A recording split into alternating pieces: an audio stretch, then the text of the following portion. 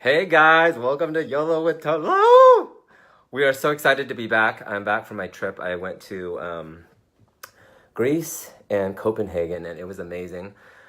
Let me try to get Lonnell on here right quick. Hey Kevin. Kevin is going to be our producer tonight. Wait till Lonnell gets on. Let me add you now. He's always traveling for work and for funds. Looks like we on. What's up? Oh, it needs some light. There we go. A little better. Hey, what's happening? There be light. Hey, how are you? Good. How about yourself? I'm good. I'm back. You're back from Greece. So how was it? How was it? Oh my God. It was, I hate to, use a played out word, amazing, but it was amazing. Good. It was pretty awesome. Yeah. We went, all throughout the islands, the smaller islands. And if y'all ever go to Greece, like I didn't go to Santorini or to Mykonos. Mykonos is like the party place, but we went to like these really small islands, and one of my favorite ones, if you can go, is Moni, M-O-N-I.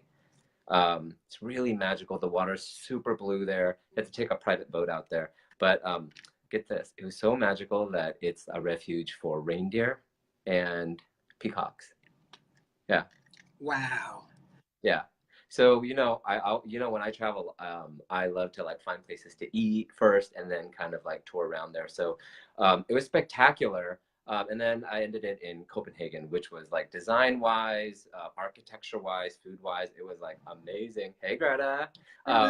But yes, it was pretty awesome, I have to say. So, but what was your? you go ahead. like you and I always talk about this, especially for our digital detox segment. It's like, everybody puts their highlight reel on. Everything seems so amazing. And it seemed like the one that resonated with people the most was the one where I was just like, put up a photo of the fire and the cops turning us around, because we literally, like the biggest fire in decades, one of the deadliest ones in decades. I think the last time I checked, it was like a few hours ago. It was like over 90 people died in the big Grease fire. And literally, we were making our way up that same highway that was shut down. Wow. And it was crazy. So on one of my Instagram posts, I put, no, this is a highlight reel for a lot of people, but like, let's just be real. Like, I've had a cold. We hit this fire. We got in a car accident. We're okay. It was a minor fender bender. But, all these like little hiccups that happen, but it's all just about like how you like weather the storm. Right. And that's today's topic. Surprise, surprise. It's funny that every time, just to let you guys know, kind of behind the scenes, Lonnell and I usually talk, or we ping each other before the show, and then we have a little pre-production call, and to figure out topics. And the topics are all based upon the questions you guys ask us on Facebook, or through DM, or just through conversations that we've been having with people. And it's so funny how, like, you always say this, that you and Oprah always believe that there are no coincidences, just like divine order. And it's always funny how when we talk, like, everything just kind of falls into place. So this week we were like, you know what? Let's talk about stormy times in our personal, professional, and spiritual life. And then earlier you were like, I'm literally driving through a storm. I was literally driving through literally driving in the storm as we were having our pre-production call. And it was a thunderstorm, but it's so amazing because literally in front of me, I could still see the night sky, but like in the distance, but literally on top of the vehicle, it was just pouring down. I was like, if this is not like a spiritual metaphor right here. Right? So wait, where are you this week? I am in Washington, D.C., the nation's capital.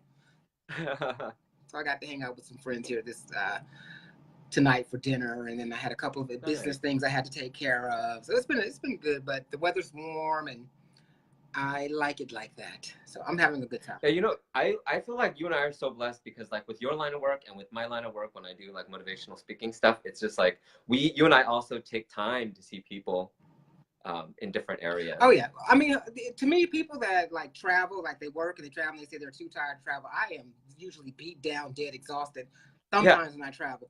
But literally, if I am in a foreign place on somebody else's dime, you best believe, even if I have to just go out to dinner at a restaurant or something, I'm going to take advantage of that. I've always been about seizing those opportunities. I don't care how dead tired I am. But I do. I always right. make And I think that really is like a great life lesson, right? Yeah. It's just that you make whatever is happening, you are in that moment. And like we were like, after, you know, we got in this car accident, fender bender, and then like I just really honestly reverted back to like, instead of getting stressed, I was like, well, you know what, we paid for the full insurance, we're all okay, we're still gonna go to the beach, you know. And you just have to, you know, kind of figure out ways. I think, you know, I really not think, I know through my experiences that like life is like a mind game, and we all go through our different challenges. Wait, what you eating? M&M's, peanut. Okay. Don't judge me. I was just gonna say, yellow number Look, 5. I need something. I'm digital detoxing. Dang it, I need something. You can't be dining across the board, hey Kim. So what? So yeah. Like, what was your biggest takeaway from this experience? And how did you navigate those storms when you were, you know, like being turned around by a fire? Like, why in the world would I go on vacation and the whole island's on fire? You know, how did you navigate that? Wow. Hey Timothy. Oh wow, like that's a good question. So the biggest takeaway, I mean, you know what? Honestly, like I go back to a lot of the conversations I've actually had with you and with other soul brothers and sisters, soul siblings, I call them. And just I thought about like really like once my like heart rate went up, like, you know, when you get in a car accident, obviously your heart rate goes up. Right. Or like when something happens, somebody yells at you, like you get in defense mode right away, right? But I'm really proud of myself because obviously none of us are 100% there all the time. But once I felt that, like, that's like fight or flight mode or this stressor or like, like we're so tired already. It took us forever to get this rental car. We've been traveling the whole day and now we're stuck in this fire and we don't know what's going to happen. Like instead of that, like we took in the beauty of the blue water just to the left of us. And we, you know, literally I thought about like, wow, I'm glad we're safe. I'm glad these cops actually stopped us because we literally were driving right into the fire along the highway. Right, so you went right to the space of gratitude. And do you see how instantly in that moment, how it changed? This stuff works. I keep telling people it works. Oh, it's so funny. Tal's talking about he's judging me for eating peanut M&Ms. Whatever. But no, it does. It works. I love that you went right to the space of gratitude because that's one of the main things that I do. I always like when I'm in those crazy spaces, it's like, okay, what can I be grateful for? What can I be grateful for? I got to find something to be grateful for so I can get out of this negative, uncomfortable space. Find something to be grateful for. And I keep doing that over and over and over. And sometimes it takes me a while, but eventually I'll find something and I notice that the energy shifts. What does Myrna say? I'm 62 and struggling with where I am in life at my age. I don't seem to plan anymore. I can't read the rest of it. Can you see in the future? And I just try to make sure that each day I accomplish something positive, either in my life or someone else's life.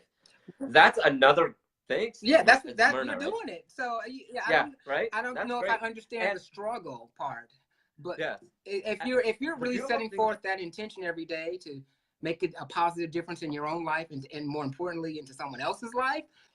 Yes. You're doing it. So just follow, just keep following that. Keep putting out that intention. And then don't be afraid to ask the universe for what you want. So don't look at it as a struggle. Look at it as an exploration. And maybe I'm trying to find out what's next in my, my next chapter. That's what And Myrna, you are talking about like a sacred thing that many sages and people have taken decades to uncover. It's joy is in giving. And giving. You know, joy is in the gratitude of your power and the what you possess, the gifts you possess, and then sharing that. I see. Because you get a new car, that new car payment's still gonna be there a year later, and you're not gonna. Right. You better try to enjoy it. Be appreciative of it. Right. And I love what you said about giving because that's one of my favorite givers. Next to Oprah, of course, is my girl Ashley, who just tuned in, and she does such a wonderful work for people in her community. I think it's North Carolina, right? Not South. I can't remember if it's North or South. One of the Carolinas, somewhere down there. I always get those mixed up.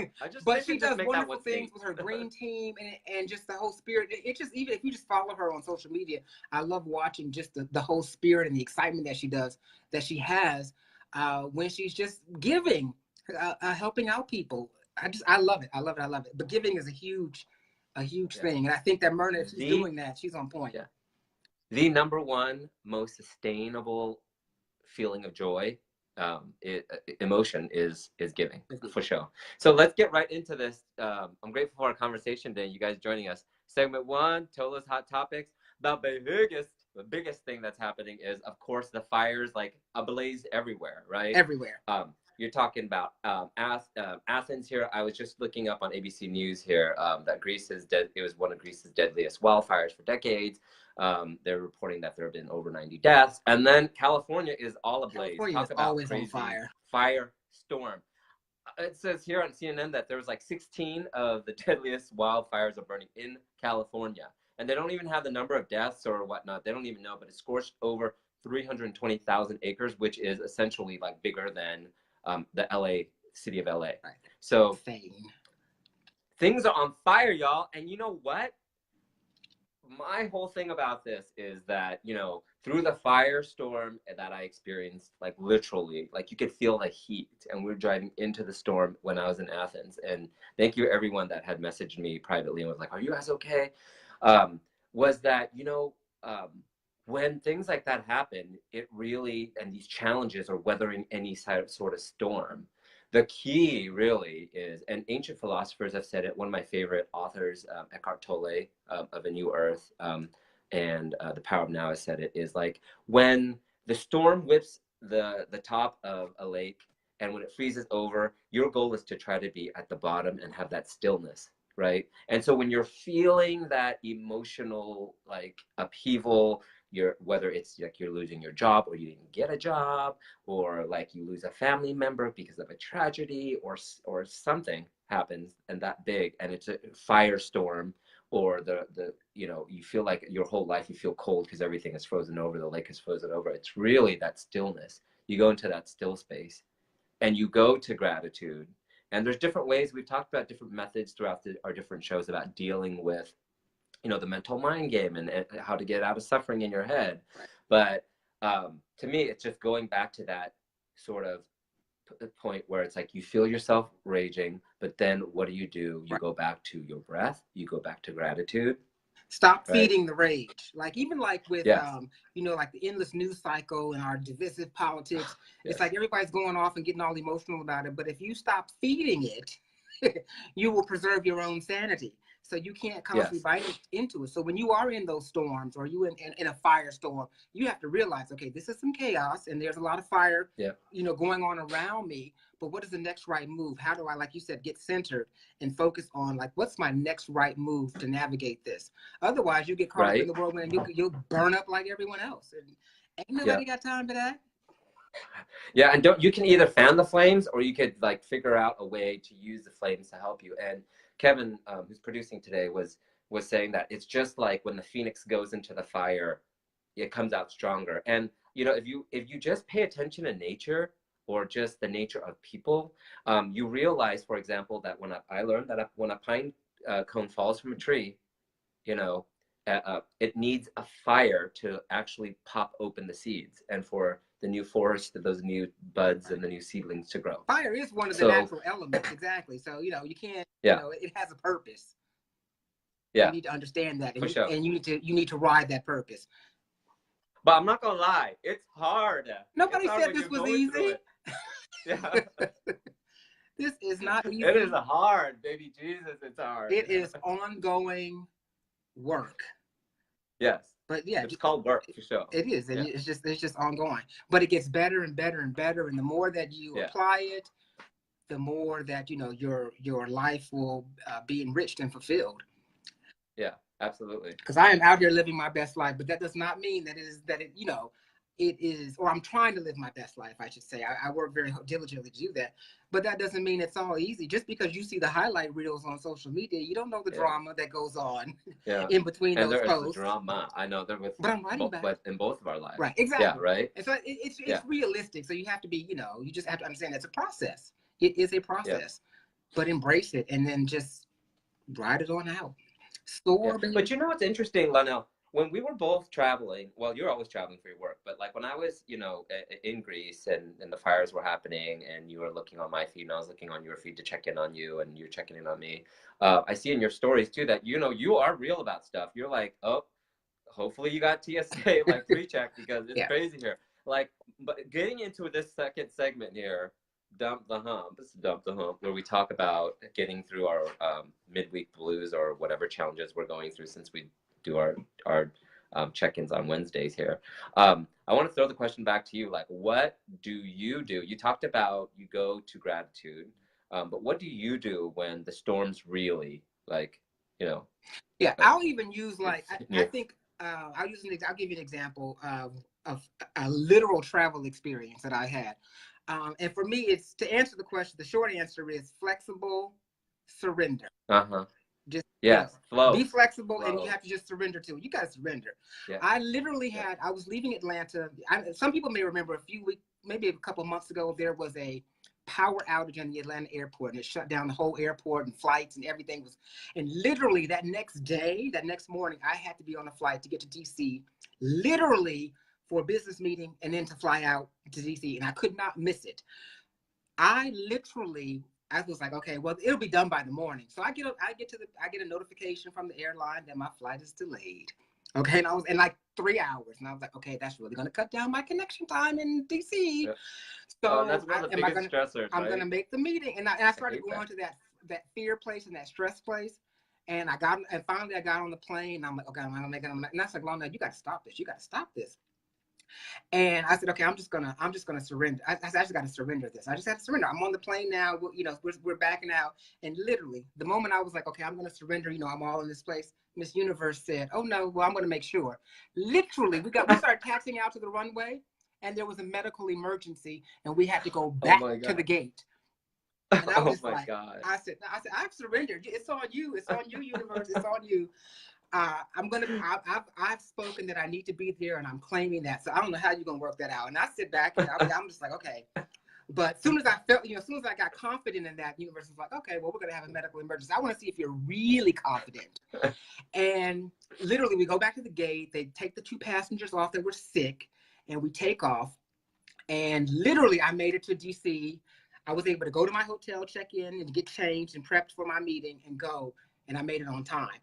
And so, but again, it was that's a metaphor for an example for when you are in those type of storms, you just gotta turn it over to the universe, God, creator, whatever however you define that. But you gotta just release it, because at that point it's like, listen, it's out of my control. I could either sit here and worry myself and make this worse.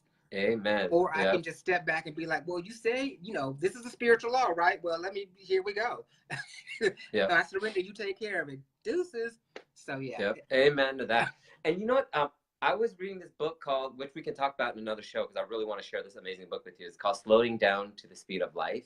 And like psychologist, one of the co-authors that wrote it, said that there's 2 types of thinking. One is the analytical thinking, and then your flow state thinking, and which is the flow state of where you just don't know, and you have to surrender and release. Like, I don't know where this job's going to go. Right. What I can control is applying for more jobs. Right. But even if this job is not for me, it's not for me, And the same thing with what you're saying. You're like, look, if I'm meant to make it to this meeting, I will make it to this meeting. And if not, then, oh, well. Right. But then again, reassessing what am I supposed to learn from this? How am I doing? Last week, or the last chat we had, we talked about inner size, working the mind game and working out, like, how to get out of the suffering in our heads. And I 100,000% agree with you. It's just like, you got to just surrender. And I like that you said Miss Universe. Like, because she's got jokes. Stuff. And, right? No joke. And whatever you're going through in life, you just also have to know that, whatever challenge you're going through, it may not be pretty, but it's here, whatever it is here to teach you, it's whether this is not for you at this time. It's just you are exactly where you're supposed to be. And that's so hard. Timothy, I love that. That's one of my favorite quotes, is let go and let God. And that's really hard. It's so simple, but it's such a hard life lesson, right? It's just like, surrender and let it go and see what happens. And it's scary. It's uncomfortable.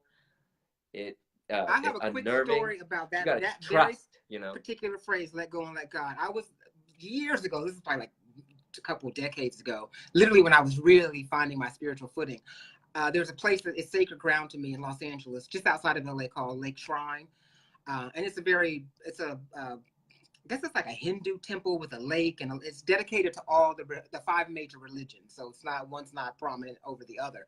But literally, I always go to this space to make prominent life decisions. And this particular day, Ooh. I was there, and I was literally, it was me about my move to New York, because like I had really just recently come out sexually with my sexuality.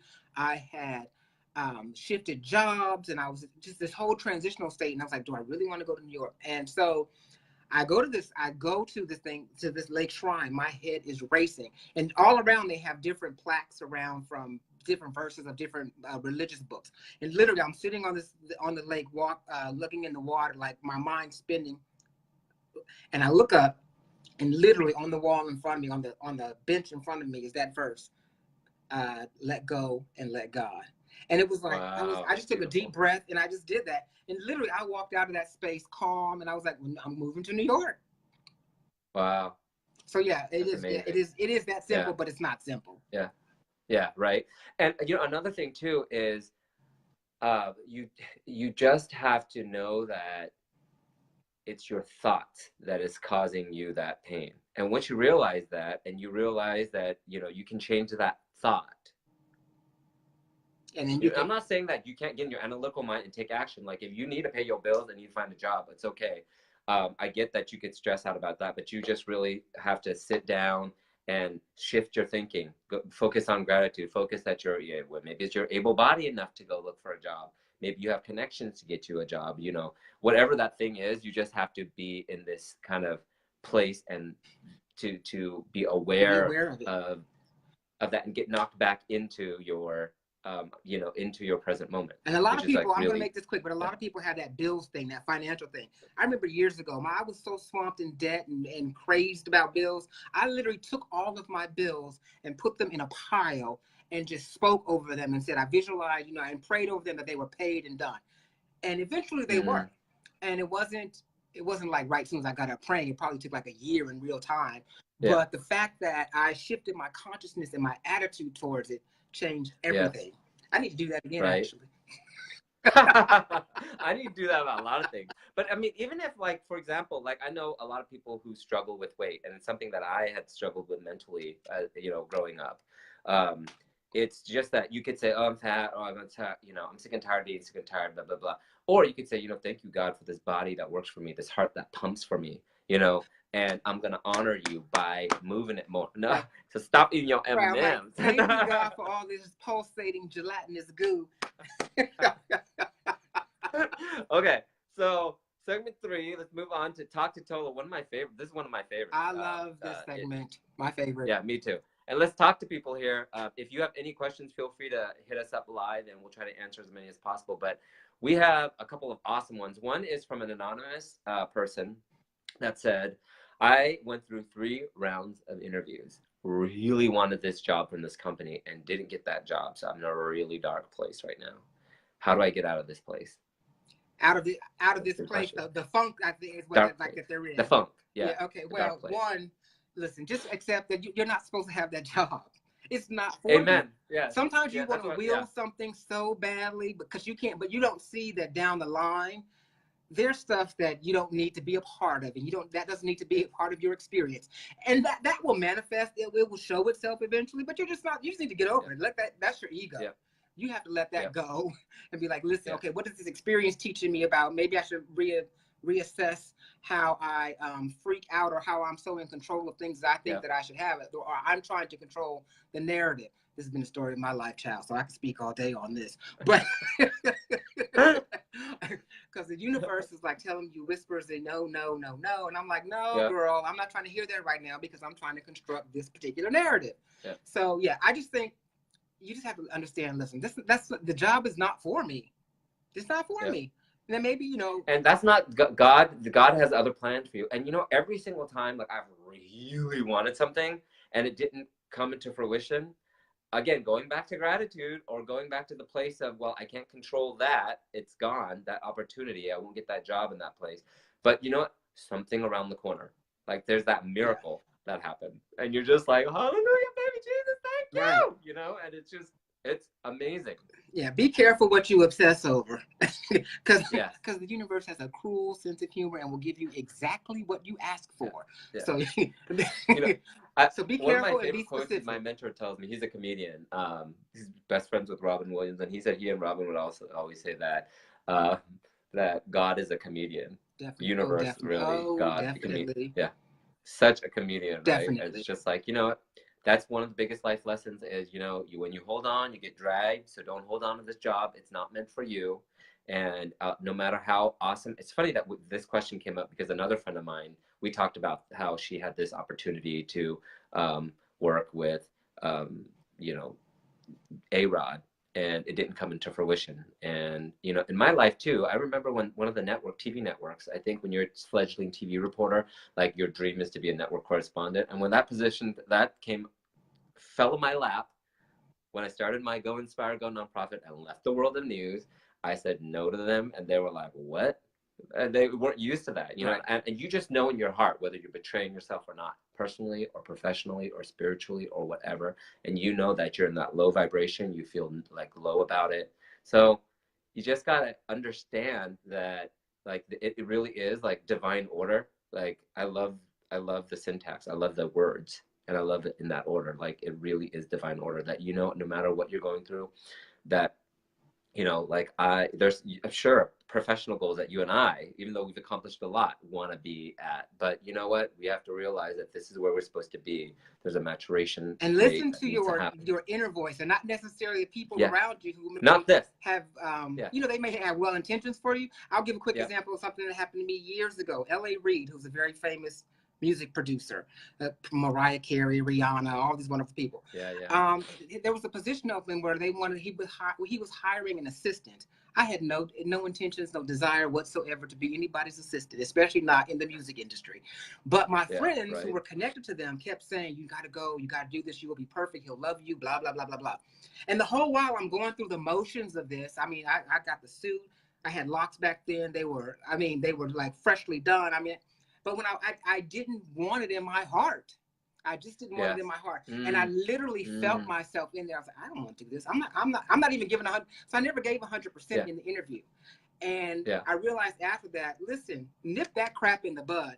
I could have not have wasted his time, his team's time, or my own time when it was really something I didn't want to do. I was doing it because friends wanted me to be associated with that, or they thought I would be a good person for that. But in my heart, it wasn't there. So I say that to say, listen to your still inner voice from the beginning, so you don't waste your time or other people's time. Yeah, amen. That's inner GPS, because when that position came up and the network wanted to interview me to be a network correspondent, I was just like, no thanks. And then they called me again later.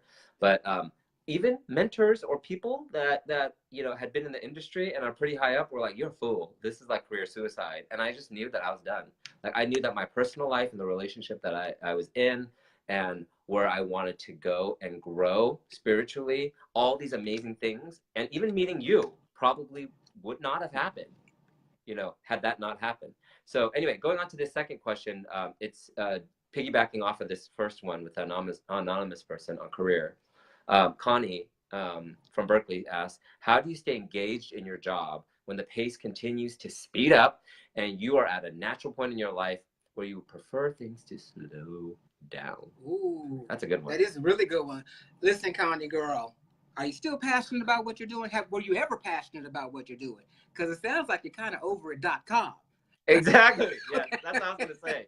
You're reading my mind. Yeah. Okay. I'm like, girl. So it might be time for you to move on. And when I say that, I mean into the next chapter of whatever is there for you. Now, maybe you're trying to reach a certain retirement age or a package or something like that, and you're biding your time.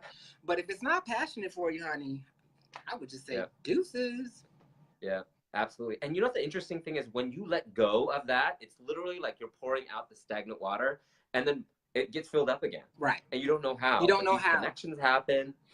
It's a universal law. Yeah, but definitely I would say it doesn't sound like she's passionate about, well, she's just exhausted or she's tired. So if you can't ride it out till whatever goal you have for leaving that company, then maybe the universe will help you with that. I've had that happen too. And, right. And you know what? Even reading that, like, that wasn't even in her voice, but even the words, like, you could tell, right? You could tell. I mean, I could feel the energy from that. When you just read it, I was like, oh, well, you just don't want to be there. You're done. It's like, bye, Felicia. What's the next question? This other question I love. It's a two-parter. from Fiona, who writes all the way from Hebden Bridge in West Yorkshire, England. Yes, I don't know why I wanted to say that, but she says, "How do you find peace when you are going through torment?" That's the first question. How do you find peace when you're going, like it's tormenting you? The storm, things have happened. Girl, I don't know if you can. I'm what? I don't know that you can necessarily. I don't know that you can necessarily find peace in that, but you can find calm. You can find stillness, and you can find that center where you can focus so that you can concentrate on what's the next right move. So I don't necessarily know that you're going to find peace in the middle of that storm. For me, it's like, okay, what is the lesson? Because this is all crazy. You got my attention. Teach me so I can get this, so we can get this over with. But I don't necessarily know. I don't know that you would find peace in it necessarily. Yeah. Yeah. Ooh, that's a really good one. I mean, like, this one boggles me too, because, you know, we would love to hear what you guys think. But I think when I can give a real life example. It's a recent blog that I shared on, I'll share it on my Instagram and on this page too. But I shared it on my private page on my Toan and Lonnell TV public Facebook page. But I just wrote a blog about what my brother-in-law, who committed suicide a year ago, what that has all taught me, and being with my niece and nephew, the two young kids that he left behind, what the learnings of that, you know, and that when that hit me, I mean, let me tell you, this whole last year was a fog, and I've cried and just boohooed and tried to force myself to heal, but you can't force it, you know, it just has to kind of like naturally happen, but you have to open yourself up to what your feelings are and what you need to do at a certain time. So for me, it's writing. For me, it's talking to people like you. Thanks, Kevin, for posting that blog here. It's talking to people like you, like offline. And in two episodes ago, when we were talking about that suicide and like how I just, after the Anthony Bourdain and Kate Spade suicide, you like totally called me out, and you were just like, wait, why do whenever you're going through some sort of like something like that's big like this storm or whatever, like, why do you run away from it? Why are you like, oh, I gotta go work out, oh, I gotta do this, oh God, I gotta do that? And that's just naturally my default. It's just like, oh, let me keep busy so I don't think about it. And another one of my good friends who's spiritual messaged me or called me and was like, you know, you seem all happy on Instagram and you're healthy and you've been working out and blah blah blah and you've been traveling, but spiritually, I feel like there's a low vibration. Like, what are you doing? Are you healing? Like, you feel like there's a wound. And that's so interesting that she had mentioned that. And I think that you have to pay attention. Like I love that you always say, listen to the whispers, you know, and you had whispered that to me. No, you shouted to me. You're like, wait, why did you go run and work out when you were about to cry and break down? Like, let yourself cry and sit with it. And that is really hard. That is hard. Devon Franklin. Yeah, but that's how you do what Timothy here is saying. That's how you learn from it so that it doesn't repeat itself on a larger scale. Listen to what the storm is saying. Listen, that is perfect, Timothy. Yes. Listen to what the storm is saying. Even when I'm not trying to hear what the storm is saying, listen to it anyway. Which is the hardest, because advice. You don't want to be, right? That's sage advice, because you don't want to be all wet from the storm. You want to be uncomfortable. You want to be cold, whatever that means for you. And that really ties into today Devon Franklin was on Good Morning America, talking, your homie, producer extraordinaire. Like, he was saying that you gotta like embrace the discomfort, and that's hard. It is hard. And that's one thing that I really learned that helped me heal, was to like sit in that discomfort. And what does that make me feel? Do I feel like expressing it through a video? Do I feel like writing? Do I feel like talking to people? Do I feel like being in solitude? There's really no right way to kind of deal with that. Right. So when you're going through it, finding that stillness and that peace comes in different stages and at different times. Like, your body will tell you. Like, if your body does not want to get out of bed, it's fine. If your body feels like making a phone call to someone you love, fine. If it needs to write, it writes, you know? The second part of that question is, how do you self-love? Oh, that's easy now. Hasn't always been easy. Not now, but when you're in it, it's hard. Sometimes you gotta. It's almost like brainwashing. For me, it was affirmations. Like, when I was really low, in a place of low self-esteem, it was literally, I would have affirmations on my mirror, and I would tell myself, you know, that's good. You were loving, you were lovable, you were loved. I didn't believe it at first, but I just kept saying it. I was like, you were lovable, you were loving, you were loved, blah blah blah. You were lovable, you were loving, you were loved. It was all over everything, and eventually I started to embrace that. And that turned out to be my experience. Now, more recently, like about a week and a half ago, I overdid it in racquetball and literally could not walk for 3 days. So I have been... You're showing your age. Yeah, right. So I have been loving on myself quite a bit, loving myself back to health. I mean, I've been going to get my little massages, like 3 times last week. I've been doing the soaps. I've just been obedient to listening to things that are going to soothe my pain, my physical pain in this case. But honoring that, it's like, this is uncomfortable, but this is what I can do to help alleviate this problem. And it's been wonderful. I'm probably about 90% now. I still got a little bit aching on this side. I was going to ask you how you're doing. One more good massage when I get back to Atlanta. You know what the interesting thing is? Like, when I was recently like sick, I had a bad cold, and I was like, I'm gonna take a self-care day or whatever, mental health day, physical health day, and not do anything, and I was okay with it. And then the next day, I felt like I needed to be busy again and hit my to-do lists. And I think that is such a disease, you know. And I realized that, why can't I just like have a day where I just calendar people I love on my calendar and just hang out with them, or just read a book, or go into nature, and not feel guilty about it if there aren't really that many or there's no deadlines that day, you know. And I think we are our worst enemy when we really should be our best friend. Right. And to like literally put yourself, like you said in the past, put yourself on the calendar. Put yourself on your schedule. Put yourself on your schedule. That is a must. You know. Yes. Sometimes I have to take myself off my schedule. I'm like, okay, put your responsibilities especially with your schedule and mine. Yeah, no. But Timothy says there are messages when you're in an emotional quagmire, aka the storm. That is so true, right? When Rumi, one of my favorite quotes is Rumi. It says like, the wound is where the light enters, right? And that is so true. And it goes to kind of like, we could say it 5 million different ways. Like you and I say that, what are you supposed to learn from this? Or like when there are challenges that happen, it really, like, you learn the most. And sometimes you're like, baby Jesus, please don't, I don't need to learn another thing today. Please, thank you. I'm good. And Timothy says, once you hit 50, you'll figure it out. Self-care equals love. And I mean, I'm 40, and I'm almost 50 another month. Dang. 50's about to hit me. You know, that black don't crack thing is real. Sorry. And they say Asian don't raise. Right. My friend Pam told me that. I was like, oh, that's hilarious. But that is so true. Self-love. Put yourself on the calendar and love on yourself. Because you know what? If you don't love yourself, you can't love other people. I mean, that's just plain and simple. Speaking about love yourself and other people, I want to talk about how we can love ourselves more and detox from our digital things. I'm gonna cheat. I'm gonna cheat real quick and tell you what I've been doing. I've been traveling. So since I've been traveling, guess what? Not a lot of internet. So one of the things I do too is when I take quick photos, I just love, it's my art form. So I take quick photos and I will post it later. I actually don't like posting stuff when I'm there anyway, because I don't like people knowing exactly where I'm at. Oh yeah. You can't post in real time. I learned that the hard way a long time ago. Yeah, right. Save it. Timothy says, vote girl. Thanks, Myrna. You look great too. So, okay. So anyway, what have you been doing to digital detox? I've been cheating.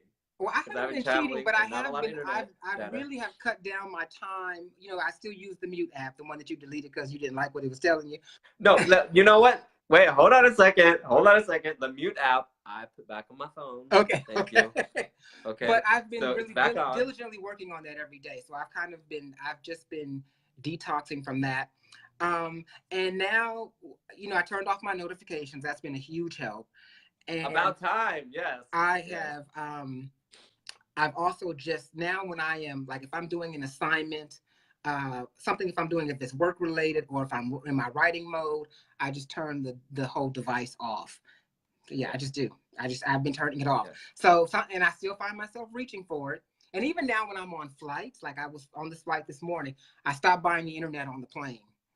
So I'm like, no, I can sit on this plane for an hour and a half without having to reach for this phone.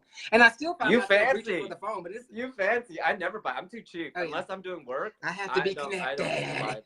So I've been doing better with that. So I'm like, okay, I kind of like the time, having my time back. I was like, oh yeah, this is what it was like before I got into this addiction.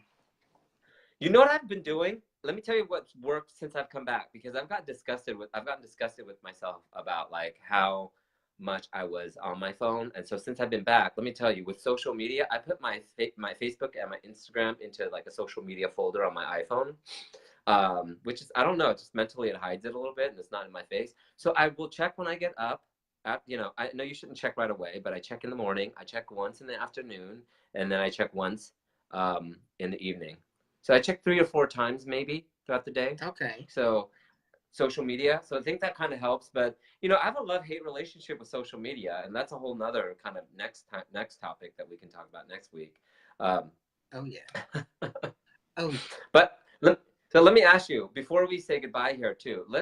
This is such a big topic that has come up, with storms swirling in your and my life and the lives of people around us, and for those of you guys watching, it touches everyone. What's your biggest takeaway?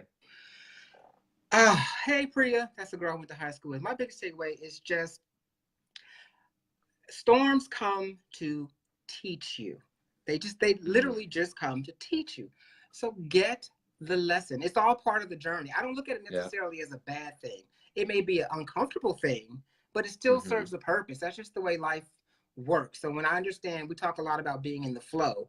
If you're going to be in the flow of life, these things are going to happen. And so when they do, basically, I look at them as opportunities to practice the spiritual principles that I claim to know, that I've learned, like that whole thing of surrender on the airplane, and then we had a medical emergency.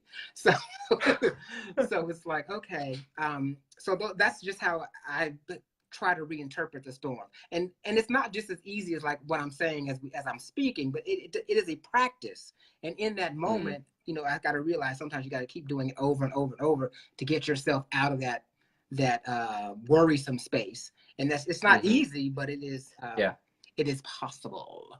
But that would be my takeaway. My main takeaway is that I like how honest you were. Thank you for sharing that. My main thing is, even when I was like on this beautiful island in Greece, and when I came back here, I did worry about certain things. I'm not gonna lie, but the key was that once the worry hit me, I went from that like analytical mode to the flow mode of like, look, I don't know how this is gonna pan out. I don't know what this worry is gonna lead to, and I don't even know what's real and what's not. That's the whole thing, right? Like sometimes when it's, interestingly enough, I read a study that said that even if you think about something that's not really real, that's happening, like you're thinking to the future, you get anxiety over it anyway, or your body processes it anyway. Right. So I've gotten a lot better at, I would say, big percentage, of the time I recognize it and the worry or whatever, and then I get into this other state of being in that present moment. So I think that's my biggest takeaway.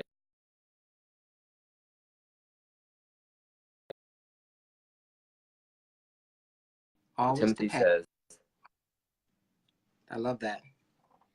Yeah, I love that and too. This too shall it never pass. comes to stay. And amen, right? And it's just like, you fly a lot. I travel too I don't travel for work as much, but don't you know that like when there's a big storm that's happening, and you fly past the clouds, what's on the other side? Right. The sun. Usually it's blue skies, the sun. It is all the time, right? Storms come and go, but the light is always there. Ooh. We'll just close with that. You're not alone, and there is always hope. Always. That's my message.